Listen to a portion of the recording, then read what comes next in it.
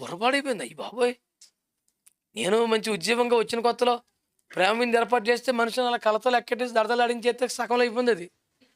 ఇదేంటి ఇప్పుడు యేసుబాబు ఎక్కడోడు నీళ్ళెప్పుడు ద్రాక్షరసం అవుతాయి నేను ఎలాగా గాబరా ఏంటంటే అప్పుడు దృష్టి పెడితే కారణం ఏంటంటే నీకా నాకన్నా క్యారేజీలు ఈ సైజులో ఉన్నాయి. ఫ్యామిలీ ప్యాక్ వెళ్ళిపోతుంది. అమ్మ నాయన ఇదేంటంటే ఇంటికి ఒకళ్ళే వస్తారు బాబా. వచ్చి అందరికిను నా పరిస్థితి ఏంటి? ఒక తెల్లని వస్త్రం వేసుకొని కూర్చోవడమే. పరువు పోయింది ప్రభా, మధ్యలో అయిపోయింది నాయన, సిగ్గుపోయింది తండ్రి, నువ్వే కాపాడు నాయన.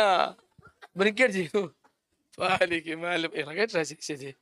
అదే అలవాటు బళ్ళకు కూడా వచ్చేసింది వీడికి. నేను అయ్యగారికి చెప్పి పేరెంట్ చేయించి రొట్టె తెచ్చి ఏమా ఇంటికి ఇది ఇలా చేస్తే చర్చికి ఆడొస్తే 10 రూపాయలు వేస్తున్నాడు, మనం ఇంటికి పంపిస్తే 100 రూపాయలు వేస్తున్నాడని